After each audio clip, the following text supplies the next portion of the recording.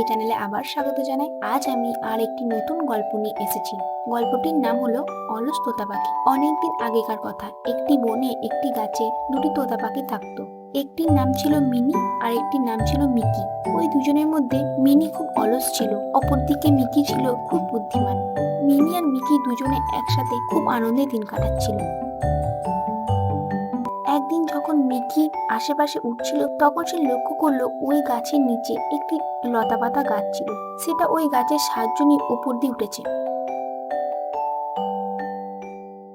ওই লতাপাতা গাছ থেকে মিকি বলল, আরে দেখো, আমাদের গাছের উপর একটি লতাপাতা গাছ উপর দিকে উঠছে। চলো দুজন মিলে এটি কেটে দিই। এটি কাটতে তোমার সাহায্য চাই। আমি একা কাটতে পারবো না, প্লিজ আমার সাহায্য করো। মিনি খুবই অলস ছিল। এই কথা শুনে বাহানা বানাতে শুরু করলো। মিনি বলল, আরে বন্ধু মিকি, আজ আমি খুব ক্লান্ত, আমরা কাল কাটবো।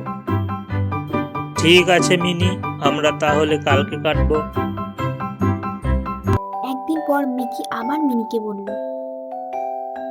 চলো বন্ধু, আমরা ওই লতাপাতা গাছকে কেটে দিই।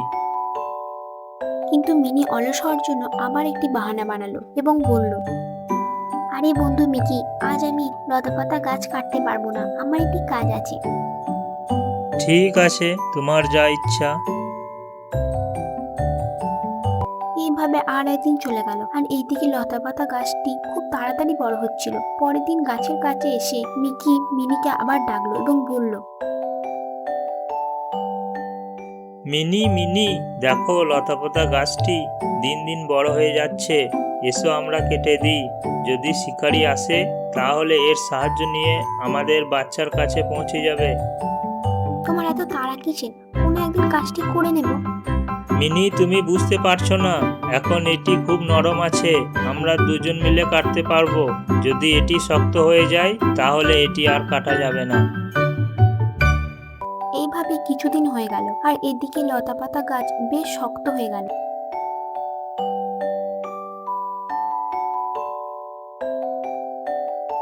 মিকি রোজ মিনিকে বলতো, কিন্তু মিনি কিছু না কিছু বাহানা করে কাটিয়ে দিত।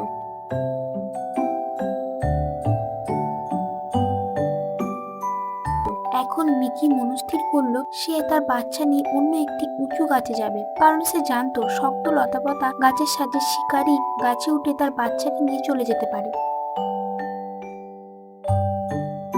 মিনি, আমি আমার বাচ্চাকে নিয়ে অন্য একটি গাছে যাচ্ছি। তুমি কি যাবে? এখানে থাকা আর নিরাপদ নয়।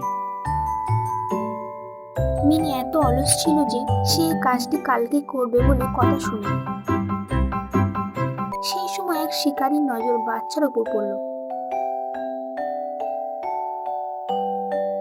সে শক্ত লতাপাতা গাছের সাহায্যে গাছে উঠে মিনির বাচ্চাকে তুলে নিল। শেষে মিনির এই অলসতার জন্য তাকে অনেক দুঃখ পেতে হলো। যদি আমি মিকির কথা শুনতাম তাহলে আমাকে এই দিন দেখতে হতো না। তাহলে বন্ধুরা, এই গল্প থেকে আমরা এই শিখতে পারি যে যে সময়ে যে কাজ করা দরকার সেই সময়ে সেই কাজটি করে নিতে হয়, না হলে পরে আমাদের আফসোস করতে হয়।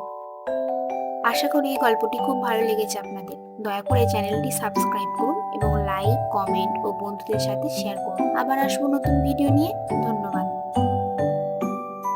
হ্যালো বন্ধুরা, আপনাদেরকে এই চ্যানেলে স্বাগত জানাই। আজ আমি আর এক নতুন গল্প নিয়ে এসেছি। গল্পটি হলো হরিণ, কুমির ও বিড়ালের গল্প। অনেকদিন আগের কথা, একটি বনের পাশে একটি নদী ছিল এবং ওই নদীতে একটি কুমির বাস করত। কুমিরটি খুবই চালাক ছিল। সে সবসময় ছোট ছোট জন্তুদের ভালো ভালো কথা বলে নদীর ধারে নিয়ে আসতো এবং সেই জন্তুটাকে ধরে খেয়ে নিত। একদিন বন থেকে একটি হরিণ নদীতে জলপান করতে এসেছিল। হরিণকে কুমির দেখলো এবং ভাবলো, আরে, এটা তো হরিণ। রোজ রোজ ছোট ছোট জন্তুদের খেয়ে আমার পেট ভালো করে ভরে না। এই হরিণটাকে আমার শিকার বানাতে হবে। এই কথা ভেবে কুমিরটি ধীরে ধীরে হরিণের কাছে যেতে লাগলো এবং হরিণ কুমিরকে ভয় পেয়ে পিছু হটল। আরে আরে, ভয় পেও না হরিণ ভাই। আমি নিরামিষ ভোজি, মাংস খাই না। তোমাকে এখানে দেখে আমি খুব খুশি হয়েছি। অনেক দিন হয়ে গেল এখানে কোনো হরিণকে দেখি নাই। তুমি খুব সুন্দর। তোমার যখন ইচ্ছা এখানে জলপান করতে আসবে। হরিণ এই কথা শুনে খুব খুশি হয়ে গেল এবং সে মনে মনে ভাবলো সে রোজ এখানে জলপান করতে আসবে। এখন রোজ হরিণ জলপান করতে আসে এবং তার বন্ধু কুমিরের সাথে দেখা করতে আসে এবং আসার সময় তার বন্ধু কুমিরের জন্য কখনো ফল কখনো সবজি নিয়ে আসে।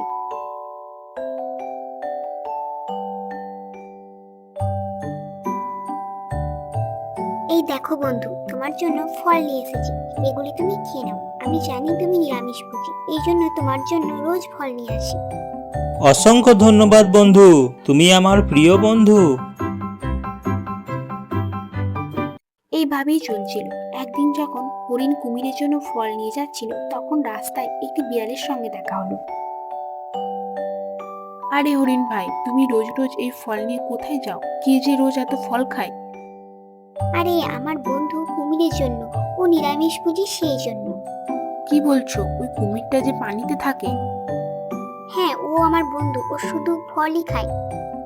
অবশ্যই তোমাকে বোকা বানিয়েছে, ও তো কাউকে ছাড়ে না। এটা তুমি কি বলছো? বিশ্বাস না হলে আমার সাথে আসো। বিড়াল তখন হরিণকে নিয়ে এসে নদীর পাশে এলো এবং গাছের নিচে লুকিয়ে থাকলো। দেখতে পেল কুমির একটি জন্তুকে খাচ্ছে। এই দেখে হরিণ আশ্চর্য হয়ে গেল এবং সে তার ভুল বুঝলো। এই কুমিরটা আমাকে মিথ্যা বলতো আর আমি একে বন্ধু ভাবতাম। আমার অনেক বড় ভুল হয়েছিল। খুব ভালো করেছো বিড়াল মশাই, না হলে আমি এর শিকার হয়ে যেতাম যে কোনো সময়। আমি তার জন্য চিরকৃতজ্ঞ থাকবো। এই বলে হরিণ তার বনে চলে গেল। তাহলে এই গল্প থেকে আমরা এই শিক্ষায় পাই যে কোনো অচেনা ব্যক্তিকে অন্ধবিশ্বাস করতে নেই। আশা করি এই গল্পটি খুব ভালো লেগেছে আপনাদের। দয়া করে চ্যানেলটি সাবস্ক্রাইব করুন এবং লাইক, কমেন্ট ও বন্ধুদের সাথে শেয়ার করুন। আবার আসবো নতুন ভিডিও নিয়ে। ধন্যবাদ।